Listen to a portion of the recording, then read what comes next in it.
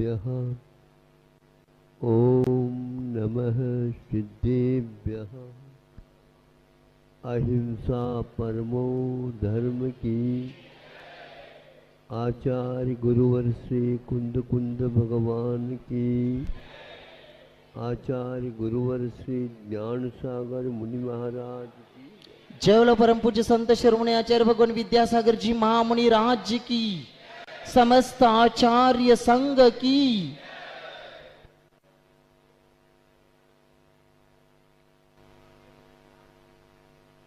मोक्ष द्वार कपाट पाट न भटा प्रीणंतु माम साधव। ये पंक्ति प्रतिदिन हम 2-3 बार उच्चरित करते हैं और इनमें जो वर्णित भाव है उनसे भाव विभोर हो जाते हैं। धन्य है वे जो बंद कपाट है, उनके कपाट को खोल करके और उस निजी भवन में प्रवेश कर जाते हैं। वो कौन है? जिन्होंने इस पवित्र कार्य के लिए बाधा डाली थी, ऐसे हिंसक भावों से ऊपर उठे हैं। हिंसा करने से आप पर जीवों की हिंसा की ओर जाते हो। जैनाचार्यों ने कहा है, जिन वही है जो जीतता है। क्या जीतता है? सांसारिक व्यक्तियों को जीतता नहीं, किंतु वहाँ जीतता है केवल अपने ही परिणामों को। कर्म जयते जिनः स्वकीयानि इंद्रियाणि जयते जिनः रागद्वेषादि भावान जयते जिनः। जिन कौन होता है?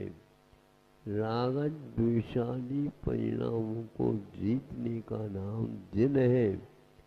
उस जिन की उपासना करने वाले जो कोई होते हैं, वो सुनो जैन कहलाते हैं। आप लोग उपासना करते हो जिनकी, थोड़े अंश में तो स्वयं जीतने का भी प्रयास करो। दूसरे को जीतना नहीं, वो तो भय के कारण करता है, किंतु यह अभय बनने के लिए करता है।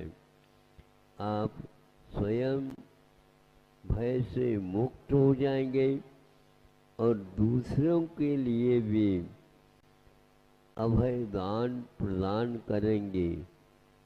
यदि संसार में दाता है, वह सभी जीवों को अपने तरफ से कहता है, निश्चिंत रहो, मेरे द्वारा मन वचन काया से किसी प्रकार से आप लोगों को बाधा होगी कभी नहीं है, नहीं होगी, कभी भी नहीं होगी। ऐसे जो प्राय करके त्रिलोक रचना के जो आप लोग बनाते हैं ना, उसमें ये हाथ रहता है, ये अभय का द्योतक है। और आप लोगों का हाथ कैसा रहता है? केवल दिशा में अंतर आया है कि सामने न मुड़ करके यूं हो गया। यह भय का और हिंसा का द्योतक है। हमारे उपास्य देव अहिंसक है और उसकी उपासना करने वाले होने के कारण आप भी कथनचित कुछ न कुछ तो हिंसा से दूर रहना चाहिए। इस युग के प्रथम तीर्थंकर वृषभ हुए हैं। उनके सुपुत्र प्रथम चक्रवर्ती के रूप में भरत जी हुए हैं और उनके भ्राता कामदेव के रूप में बाहुबली हुए हैं। इस युग के आदि में कैवल्य बहिने ही ऋषभनाथ भगवान को, चूंकि समूह चरण की रचना होने के बाद दिव्य ध्वनि के लिए आवश्यक था, किंतु उनसे भी पहले इस युग के आदि में मोक्ष द्वार कपाट पाट न भटा त्रिनंतुमाम था। वे कामदेव बाहुबली भगवान इस युग में सर्वप्रथम उद्घाटक हो गए। ये कितना बड़ा, यद्यपि यह होना तो नहीं चाहिए, लेकिन होनहार इसी को बोलते हैं। कैसे कैसे कर्म बंधते हैं और कैसे कैसे उनको निर्जरा करके जाती है, यह अद्वितीय उदाहरण है। यहाँ पर कोई घूसखोरी करके चले गए, अरे तीर्थंकरों को कौन घूसखोरी देगा? कुछ भी नहीं। भरत चक्रवर्ती से भी पहले वो पहुंच गए। यह एक अपने आप में सोचनीय और चिंतनीय मनन करनी विषय है। राग द्वेष मोह मद मत्सर सबके ऊपर विजय प्राप्त करना। भीम से सब डरते थे, किंतु जब भीम बैठ गया पद्मासन में, तब कोई भी उनसे नहीं डरता, क्योंकि वे अपने शत्रु को समूल नष्ट करने में लगे हुए हैं। आंख बंद करके कैसे? भीतर शत्रु है, बाहर नहीं है। यह विश्वास करना भी मामूली नहीं है, क्योंकि हम आज तक आंखें बाहर की ओर तो खोले हैं, भीतर की ओर कपाट बंद है। अब वह कब खुलेगा? खुलेगा क्या नहीं खुलेगा, इसमें देरी क्यों? तो आचार्य कहते देरी तो स्वयं की तरफ से ही है। किंतु ऐसे कर्मों का बंद हुआ कर लिया है, उनके लिए बहुत बड़ी प्रतीक्षा की आवश्यकता।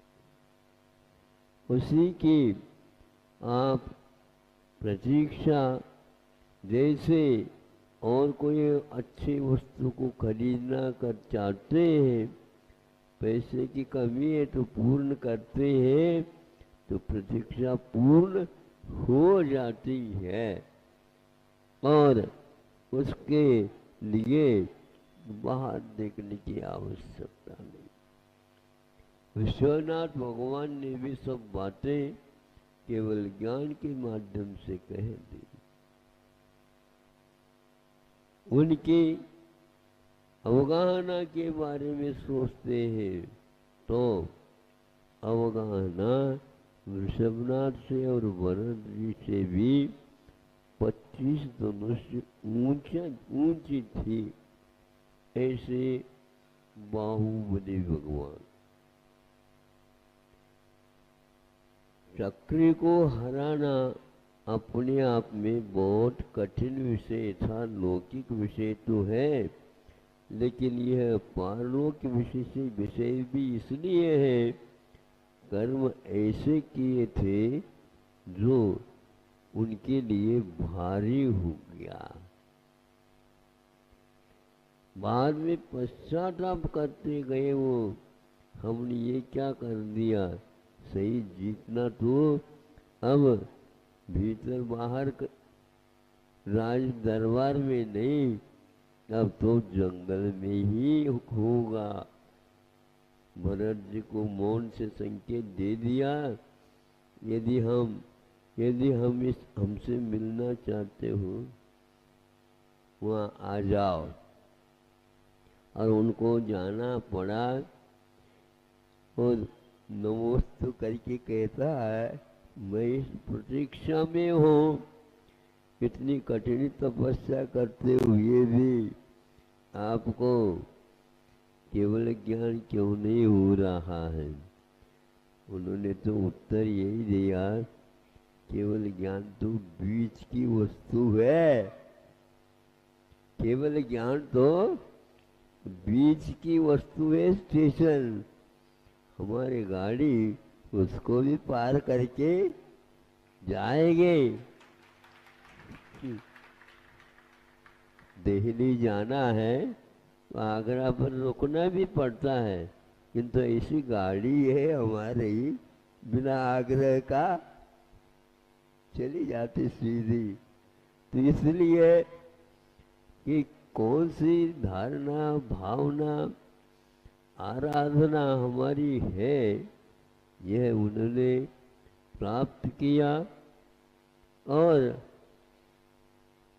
मुक्ति पाने के लिए उन्होंने एक दीक्षित होने के उपरांत एक बार भी भोजन, 1 वर्ष तक यह तपस्या उनकी अखंड बनी रही।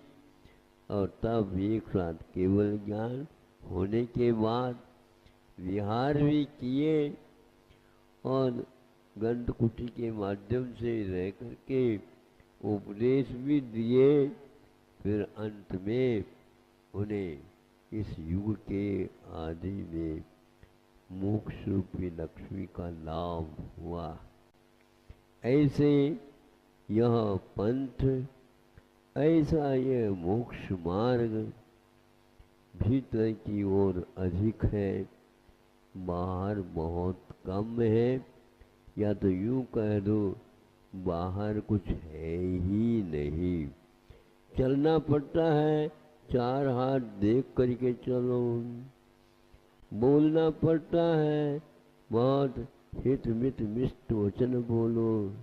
ये सारी प्रवृत्ति के बिना बाहुबली एक बार खड़े हो गए तो न भूषण, न भोजन और न बाहरी कोई याचना, न किसी से मिलना।